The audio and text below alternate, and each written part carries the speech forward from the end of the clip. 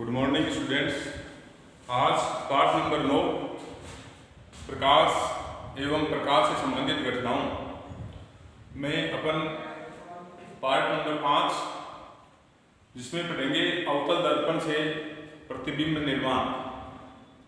हमने कल अवतल दर्पण से संबंधित प्रतिबिंब निर्माण से संबंधित 4 स्थितियां पढ़ ली थी और गोलीय धरातल से परावर्तन के 4 जो नियम पढ़े, उन नियमों में से कोई 2 प्रकाश किरणों का उपयोग कर अवतल दर्पण से प्रतिबिंब का निर्माण करेंगे।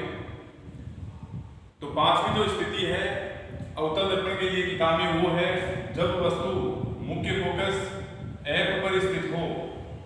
अवतल दर्पण के सामने जब वस्तु मुख्य फोकस F पर स्थित हो तो बनने वाले प्रतिबिंब की स्थिति क्या होगी, प्रतिबिंब की प्रकृति क्या, यानी वो किस प्रकार का बनेगा और वस्तु के आकार से छोटा या बड़ा होगा।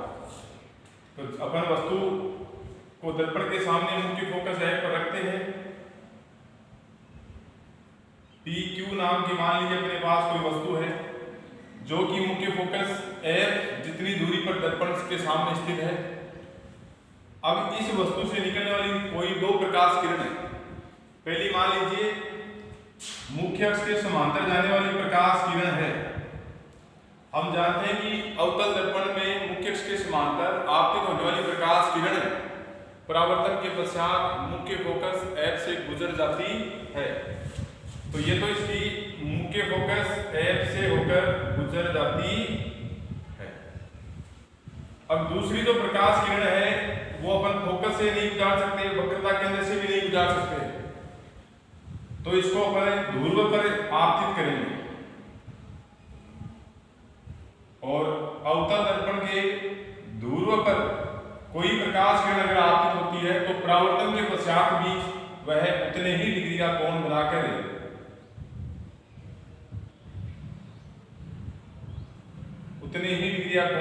परावर्तित हो जाती है, तिर्यक दिशा में चली जाती है।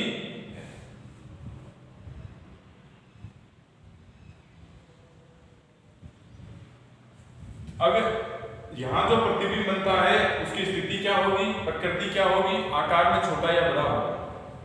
इन दोनों प्रकाश किरणों को अगर अपन और आगे की ओर बढ़े तो एक स्थिति ऐसी आएगी कि दोनों प्रकाश किरण परस्पर मिल जाती है। तो जिस बिंदु पर ये दोनों प्रकाश किरण आपस में मिलती है वहां वस्तु का प्रतिबिंब बन जाता है। तो ये प्रतिबिंब इस स्थान पर बना। अब इसकी स्थिति क्या होगी, यानी प्रतिबिंब कहां बना। तो प्रतिबिंब गोलीय धरातल से बहुत दूर जाकर बनता है, इसलिए इसके लिए अपन लिखते हैं कि अनंत दूरी पर बना, अनंत पर बनता है। फिर क्या ये दोनों प्रकाश किरण मिली या नहीं मिली, तो दोनों प्रकाश किरण आगे जाकर मिल जाती है एक बिंदु पर, इसलिए इनकी प्रकृति हो जाएगी जब 2 प्रकाश किरण आपस में मिल जाती हैं तो जो प्रतिबिंब बनेगा वो होगा वास्तविक, और जो प्रतिबिंब वास्तविक होते हैं वो सदैव उल्टे भी होते हैं। और इसके अलावा तीसरा जो अपना पॉइंट है वो है आकार। जो प्रतिबिंब बनेगा वो वस्तु के आकार से छोटा होगा या बड़ा। तो वस्तु यहाँ पर स्थित है जबकि प्रतिबिंब बहुत दूरी पर है, इसलिए यह बहुत बड़ा बनता है। प्रतिबिंब अनंत पर बन रहा है इसलिए बहुत ही बड़ा बनता है। ये 3 आपको बातें विशेष रूप से परीक्षा में पूछी जाती है। प्रश्न आता है कि जब अवतल दर्पण के लिए निम्न स्थिति, कोई अपन को एक स्थिति देगा और उसके लिए प्रश्न पूछा जाता है कि इसके लिए किरण रेखा चित्र बनाइए, तो ऐसे अपन बनाएंगे। और आगे प्रश्न रहता है कि इसकी स्थिति एवं प्रकृति लिखिए। तो स्थिति का मतलब वो कहाँ बनता है, तो अनंत दूरी पर। प्रकृति यानी वो कैसा होता है, वास्तविक होता है या आभासी। तो यहाँ ये वास्तविक और उल्टे और आकार में वस्तु के आकार से बड़ा होता है। इसके बाद जो अगली स्थिति दे रखी है वो दे रखी है जब वस्तु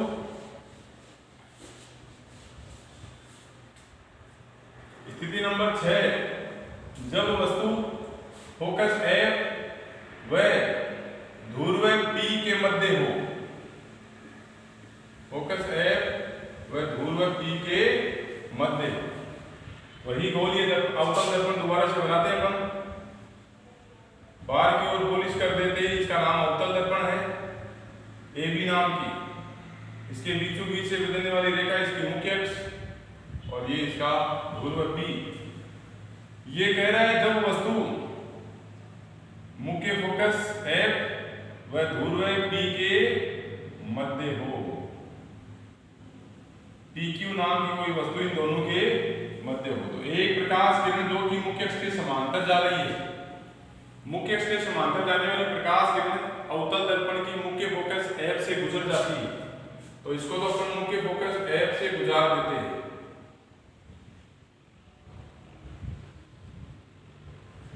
दूसरी जो प्रकाश किरण है वो इसके ध्रुव P पर आपतित होती है और ध्रुव P पर आपतित जितने डिग्री कोण बनाकर होती है, परावर्तन के पश्चात भी उतने ही डिग्री कोण बनाकर वापस चली जाती है।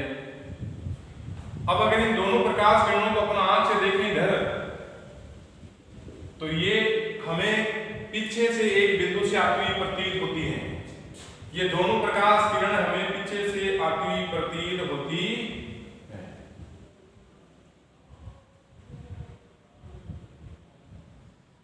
और जिस बिंदु से आती हुई प्रतीत होती है वहां वस्तु का हमें प्रतिबिंब P डैश और Q डैश दिखाई देता है। यहाँ दोनों प्रकाश किरण देखो दूर दूर होती जा रही है, इसलिए आगे जाकर ये मिलना तो संभव नहीं है। लेकिन जब आप इनको अपनी आंख से देखते हैं तो ये दोनों प्रकाश किरण पीछे से आपको इस बिंदु Q डैश से आती हुई प्रतीत होती है, इसलिए प्रतिबिंब जो P डैश Q डैश है वो दर्पण के इस ओर बनता हुआ प्रतीत होता है। वास्तव में दोनों प्रकाश किरण मिलती नहीं है, इसलिए ये प्रतिबिंब जो है वो आभासी होगा। अब इसकी प्रकृति स्थिति, सबसे पहले प्रतिबिंब कहाँ बनता है, तो स्थिति यह दर्पण के पीछे की ओर बनता है, क्योंकि जिस तरफ पॉलिश कर दी उस तरफ अपन जाते हैं, प्रकाश किरण आगे गुजरती नहीं है, केवल गुजरती हुई प्रतीत होती है, इसलिए यह दर्पण की ओर ही बनता है। प्रतिबिंब कैसा बना, इसकी प्रकृति प्रतिबिंब किस प्रकार का बनता है, तो दोनों प्रकाश किरण परस्पर परावर्तन के पश्चात मिलेंगे नहीं, लेकिन यह हमें पीछे से मिलती हुई प्रतीत होती है, तो जो प्रतिबिंब बनेगा वो होगा आभासी। आभासी बोल दीजिए, काल्पनिक बोल दीजिए। और जो प्रतिबिंब आभासी होते हैं, काल्पनिक होते हैं, वो सदैव सीधे होते हैं। तो ये हो जाएगा काल्पनिक, आभासी एवं सीधा। अगला जो अपना पॉइंट है वो है आकार। आकार में छोटा होगा या बड़ा, तो यहां ये दूरी तो है बिंब दूरी और ये है प्रतिबिंब दूरी, तो प्रतिबिंब दूरी का मान ज्यादा है, इसलिए प्रतिबिंब कैसा बनता है जी, बड़ा। आपके लिए ये स्थिति सबसे भी महत्वपूर्ण है परीक्षा की दृष्टि से, क्योंकि अवतल दर्पण में केवल एकमात्र स्थिति ऐसी है जिसमें वस्तु का आभासी एवं सीधा प्रतिबिंब बनता है। बाकी सारी स्थितियों के अंदर ये प्रतिबिंब वास्तविक होते हैं, उल्टे होते हैं। इसलिए आपसे प्रश्न पूछा जाए कि किस दर्पण का उपयोग कर अपन वस्तु का सीधा आभासी एवं वस्तु के आकार से बड़ा यानी आवर्धित प्रतिबिंब प्राप्त कर सकते हैं, तो वो हो जाएगी अवतल दर्पण। ये हमने अवतल दर्पण के लिए 6 स्थिति किताब में जो दे रखी है वो पढ़ी। अब अगला जो अपना पॉइंट है वो जाएगा उत्तल दर्पण से प्रतिबिंब निर्माण। इसके लिए किताब में केवल 2 स्थितियां दे रखी है। अवतल दर्पण से प्रतिबिंब निर्माण, उत्तल दर्पण से प्रतिबिंब निर्माण के लिए केवल किताब के अंदर 2 स्थिति है। नंबर 1, जब वस्तु अनंत पर हो। उत्तल दर्पण के सामने जब वस्तु अनंत दूरी पर स्थित है तो जो उसका प्रतिबिंब बनेगा वो कैसा होगा, आकार में छोटा होगा या बड़ा, ये हमें देखना है, उसका केंद्र रेखा चित्र बनाना है। सबसे पहले उत्तल दर्पण का नामांकित चित्र बनाते हैं। ऐसा दर्पण जिसके अंदर 10वीं सतह पर पॉलिश कर दी जाए तो उसके बाहर की सतह प्रकाश का परावर्तन कर देती है। ये इसका ध्रुव है। अब इस दर्पण पर अनंत दूरी से आने वाली प्रकाश किरणों को कल हमने पढ़ा था। किसी भी दर्पण पर अगर कोई प्रकाश किरण अनंत दूरी से आपतित होती है तो वह मुख्य अक्ष के समांतर मानी जाती है। तो मुख्य अक्ष के समांतर अनंत दूरी से आने वाली प्रकाश किरण, मान लीजिए ये प्रकाश किरण अनंत दूरी से आ रही है, तो दर्पण पर परावर्तन होगा टकराने के बाद, और परावर्तन के पश्चात यह जानते हैं कि ये इस प्रकाश किरणों को दूर दूर फैला देता है। अगर दो प्रकाश किरण अपन डालें तो ये इन प्रकाश किरणों को दूर दूर फैला देता। तो ये जो प्रकाश किरण है हमारी आंख में जब प्रवेश करेगी तो हमें यह पीछे से आती हुई प्रतीत होती है, और जिस बिंदु से आती हुई प्रतीत होती है वो उत्तल दर्पण की मुख्य फोकस कहलाती है। तो दूसरी जो प्रकाश किरण है वो भी हमें उत्तल दर्पण इसके मुख्य फोकस एफ से ही आती हुई प्रतीत होती है। तो जो प्रतिबिंब बनेगा, यानी ये दो प्रकाश किरण इसके ऊपर आपतित होंगी, तो परावर्तन के पश्चात ये दोनों आपस में नहीं मिलती, क्योंकि उत्तल दर्पण आपतित होने वाली प्रकाश किरणों को दूर दूर फैलाता है। लेकिन जब इन प्रकाश किरणों को आंख से देखा जाए तो ये दोनों हमें पीछे से आती हुई प्रतीत होती है, और जिस बिंदु से आती हुई प्रतीत होती है वो इसकी मुख्य फोकस। तो ये तो आपस में तो दोनों मिलेंगे नहीं, लेकिन यहाँ ये मिलती हुई प्रतीत होती है। इसलिए जो प्रतिबिंब है इसकी नंबर 1 सबसे पहले स्थिति कहाँ बनता है, तो फोकस एफ पर।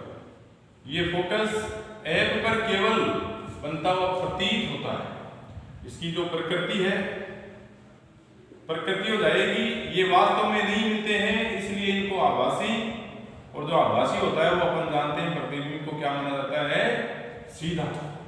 और इसका जो आकार है, आकार वस्तु अनंत दूरी पर रखी हुई है, प्रतिबिंब इसके फोकस पर बनता है, इसलिए यह प्रतिबिंब छोटा हो जाता। इसके लिए जो दूसरी स्थिति दे रखी है किताब के अंदर, वो दे रखी है जब वस्तु अनंत व ध्रुव के मध्य हो। केवल दो ही स्थिति दे रखी है, पहली जब वस्तु अनंत पर हो, और दूसरी दे रखी है जब वस्तु अनंत एवं ध्रुव के मध्य कहीं पर भी रखी हुई हो। तो इसके लिए किरण रेखा चित्र बनाए अपन, अंदर की तरफ पॉलिश कर देते हैं। AB नाम की कोई उत्तल दर्पण, बीचों बीच से गुजरने वाली रेखा इसकी मुख्य अक्ष, और ये इसका ध्रुव है। अब ये कह रहा है अनंत एवं ध्रुव के मध्य हो। मान लीजिए अपन यहां वस्तु को रख देते हैं, PQ नाम की कोई वस्तु है, तो एक प्रकाश किरण मुख्य अक्ष के समांतर आपतित होती है, और मुख्य अक्ष के समांतर आपतित होने वाली प्रकाश किरण फोकस एफ से गुजरती हुई प्रतीत होती है। दूसरा प्रकाश किरण एक और डालेंगे। दूसरी जो प्रकाश किरण अगर डालें तो अपन डालते हैं इसके ध्रुव पर, और हम जानते हैं कि उत्तल दर्पण के ध्रुव पर आपतित होने वाली प्रकाश किरण परावर्तन के पश्चात उतने ही डिग्री का कोण बनाकर तिर्यक दिशा में लौट जाती है।